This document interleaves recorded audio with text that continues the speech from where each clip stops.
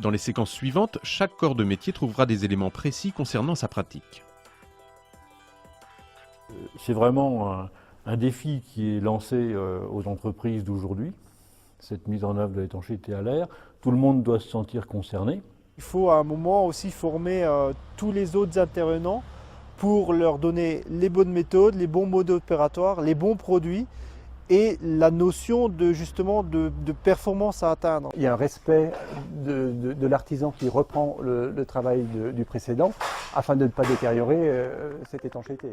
Le plan d'étanchéité à l'air doit être pérenne sur toute la durée de vie du bâtiment. Il se doit donc d'être protégé des travaux de finition et des dégradations diverses dues à l'occupation. Rappelons ainsi qu'il n'est pas recommandé d'inclure les matériaux de finition, dont les plaques de plâtre, dans le plan d'étanchéité à l'air. Au contraire, le matériau de finition associé à quelques principes vus précédemment comme un vide technique va contribuer à protéger le plan d'étanchéité à l'air. Il y aura moins de risques de dégradation lors de l'intervention du second œuvre ou encore lors de futurs travaux par l'occupant. La complémentarité entre isolation et étanchéité prend tout son sens lors de la réalisation de l'enveloppe.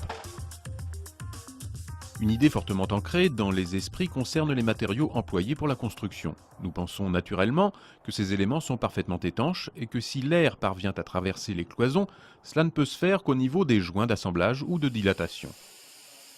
Or, à l'exception du béton banché, qu'il s'agisse de briques, de blocs béton creux ou de béton cellulaire, tous ces matériaux sont poreux et laissent passer l'air à travers leur structure ou leur liaison. Un isolant ne peut remplir sa fonction de résistance thermique que s'il est disposé dans un milieu étanche.